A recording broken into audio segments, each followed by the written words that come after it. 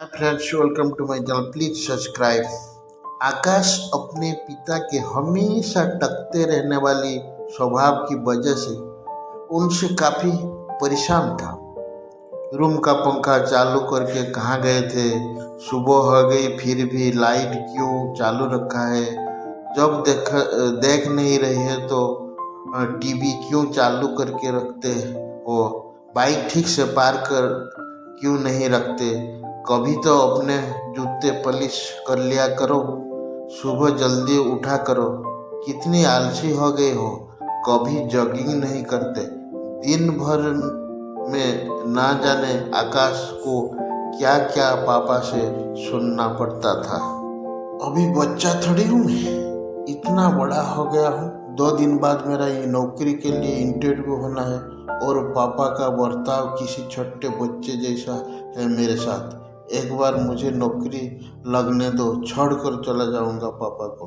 शहर में ही रहूंगा, फिर पता चलेगा उन्हें। अभी कमाता नहीं हूँ ना, इसीलिए फालतू की चीजें सुनाते रहते हैं।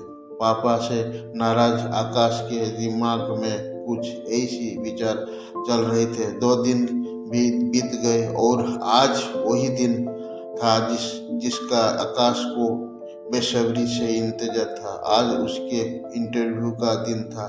सुबह सुबह जल्दी उठकर भगवान का आशीर्वाद लेकर आकाश उस जगह पहुंच गया जहां पर इंटरव्यू होना था।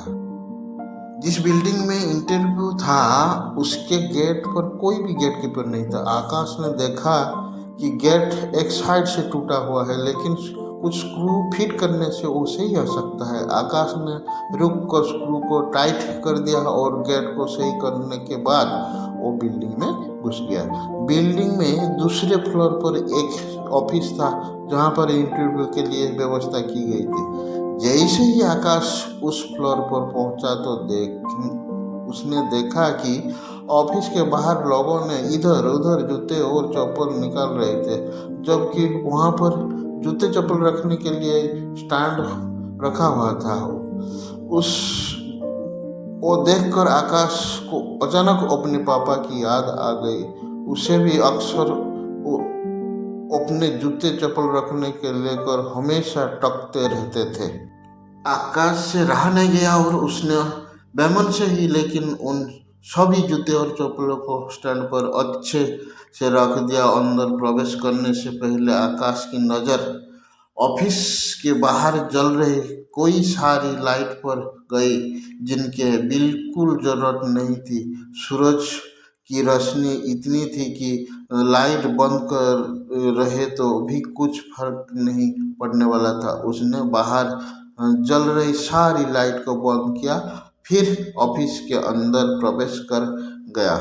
आकाश ने देखा कि ऑफिस में 20-25 कुर्सियां रखी है, लेकिन आगे की 10 कुर्सियों को छोड़कर बाकी की कुर्सियां खाली है। अपनी आदत के अनुसार दोनों पंखे बंद किए और बाकी फालतू पड़ी कुर्सियों को एक के अंदर एक रखकर साइड पर रख दिया और वहीं पर बैठकर अपना नंबर आने का इंतजार करने लगा। एक के बाद एक सभी कंटेनेंट्स का इंटरव्यू होने के बाद जब आकाश का नंबर आया तो वो थोड़ा सा नर्वस लेकिन लीडर होकर इंटरव्यू लेने वाले के पास पहुंचा। इंटरव्यू लेने वाले ने उससे अपने पास रखी कुर्सी पर बैठने के लिए कहा और थोड़ी देर तक दोनों ने कुछ भी बातचीत नहीं हुई। फिर इंटरव्यूअर से आकाश से पूछा, तुम कल से नौकरी ज्वाइन कर सकते हो? आकाश की कुछ समझ में नहीं आ रहा था कि वो उसके नौकरी पक्की है होने की कंफर्मेशन है या फिर कोई ट्रिकी सवाल। बाद में इंटरव्यू लेने वाले जब सैलरी और क्या काम करना है ये बताया तब आकाश के यकीन हुआ कि उसकी जॉब पक्की हो गई है। आकाश बहुत खुश था लेकिन समझ नहीं पा रहा था कि ना कोई सवाल ना कोई एक्सपेरिमेंट के बारे में पूछा। फिर कैसे जॉब के लिए फाइनल कर लिया गया। उसके चेहरे का सवालियत का एक्सप्रेशन देखकर इंटरव्यू वाले ने खुद ही कहा, कुछ सवाल और पेपर्स कभी आदमी की काबिलियत नहीं बता पाते। हमने बिल्डिंग से प्रवेश करने के लिए प्रतीक्षा कक्ष तक व्यवस्था की सेट करके रखी थी कि वही आप सभी में कड़वाहट नहीं थी, क्योंकि उसे आज समझ में आया था कि पापा ने उसके लिए उसी मूर्तिकार का किरदार निभाया था जो अपनी मूर्ति को सुंदर और कीमती बनाने।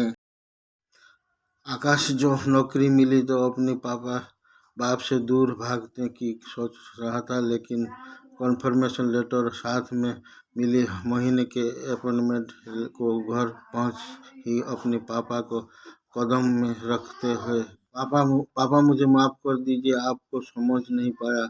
उनके बेटे के लिए आंखों में आंसू और गर्व की आंसुओं के साथ पापा आकाश को गले लगाया लेते हुए उसके लिए फिर प्यार से हाथ फेरते हुए आशीर्वाद दिया। दोस्तों, जो अम्मी आपको पेरेंट्स आपको कुछ कहे तो उसके पीछे का कोई कुछ न कुछ कारण किसी करता है। कभी डांटे या टोके तो उसके पीछे समझने कोशिश करना। एक बार आप अपने लिए गलत सोच सकते हो, मगर आपके पेरेंट्स नहीं। कहनी चाहिए होगी कि तो आप अपने साथ ज़रूर शेयर कीजिए। इसी की को जगाने वाली कहानियाँ हर दिन सुने और लिए जाए। Please subscribe.